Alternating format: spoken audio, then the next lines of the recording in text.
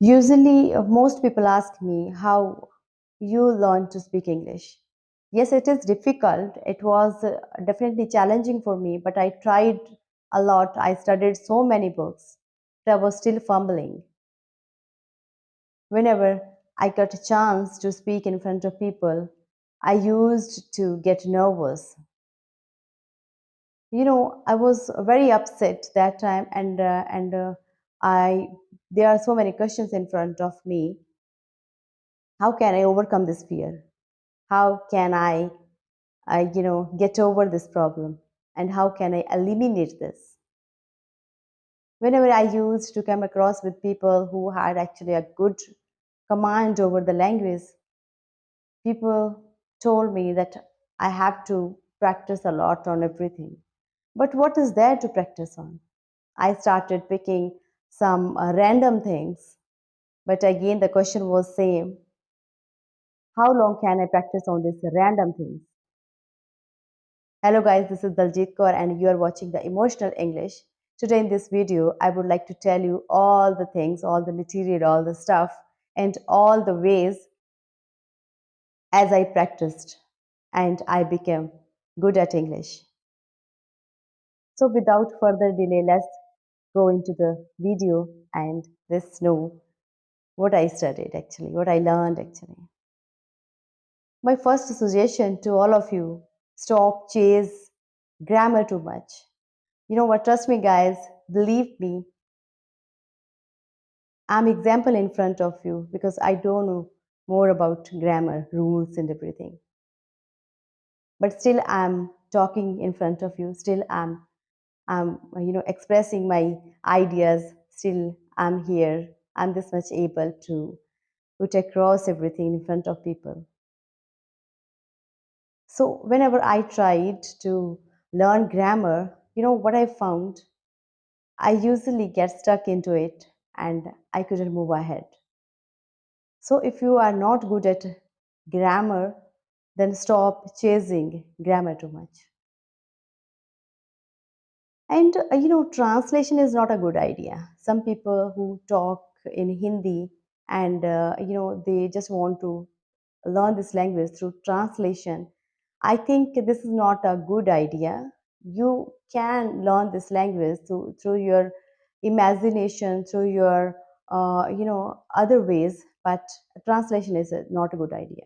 So let's talk about some grammars, what I studied, what I learned to make my English perfect, not even perfect, to make my English that much able that I can express myself. One is tenses. You know what?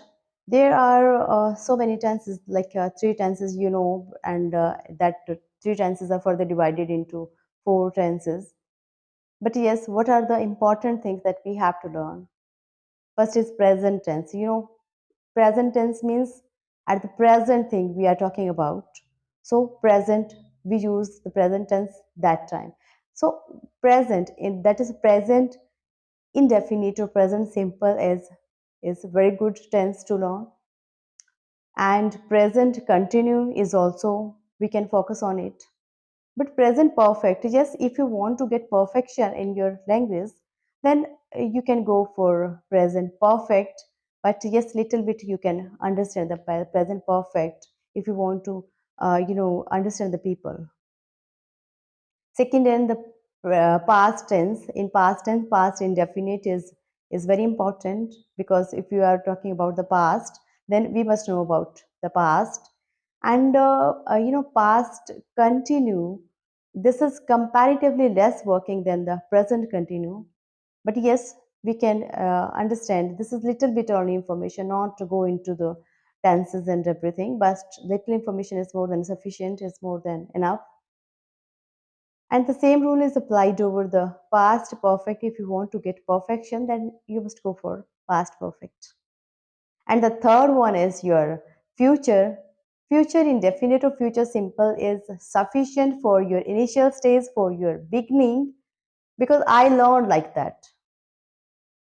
And don't get confused into the will and shall, because will is sufficient. Is it more than sufficient? You can use it right now everywhere. Right?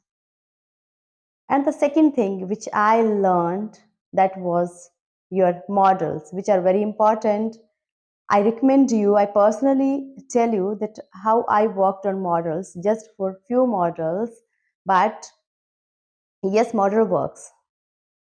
You must know where we can use can and where we can use may, then should and must, right?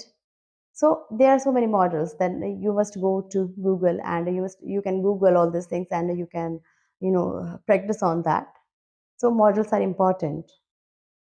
And the third thing, very important, that everybody must know about that. This is your preposition. If you don't know preposition, if you don't know the use of preposition, the game will go wrong. You know what? Because preposition means some words that we use before the noun and pronoun, and only those words tell you the direction, those words tell you the movement, and those words tell you the timing actually, and the location, everything. So that's why you must learn the prepositions, right? There are a number of prepositions: in, on, and over, behind, beside, and you must go to Google and search it out. And phrasal verbs. I personally again recommend you to learn the phrasal verbs that add spices into your language. For example, bring out, phrasal verbs like come across, phrasal verbs like go into. So there are a number of phrasal verbs, and only five phrasal verbs are more than enough for every day. If But you have to consistent for your learning. You have to continue for your learning. Not five words are sufficient. I'm just telling you, five words daily is more than enough for you. And again, there are many rules of English grammar. There are so many active and passive sentences, and etc. So that you can further in your advanced English, you can learn all these things, how these works. And there is direct and indirect speech. This is not, it doesn't make any difference for anybody actually over here. And you must know the part of speech just a little bit, up to a very little extent you must know actually, because we are learning this language. So we must know the part of everything, part of speech, and part of sentence, like that. Try to construct on your daily basis sentences. Try to practice on the day to day conversation. Try to practice on all the vocabulary which we are using daily. We have to work on the vocabulary for kitchen. If we are working in kitchen, then we must know everything about kitchen. And the second day, if we are in bedroom, then we must know the vocabulary of bedroom. So like that, we can explore all the things which is just around us. English is not that difficult as we people perceive it. We have to work a lot for this. We have to practice a lot for everything.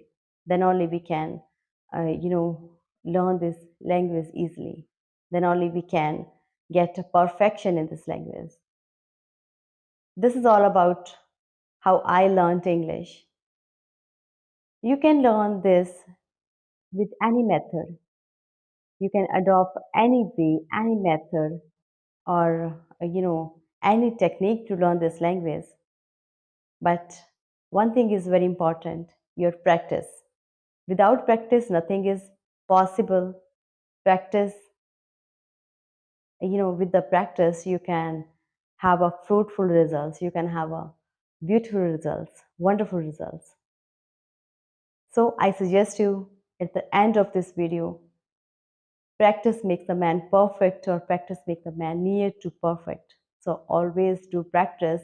Always start English with the small sentences, with the small things, and gradually you will find that you are started speaking complex sentences. So wish you all the best to learn this language, and wish you all the best for your journey. Good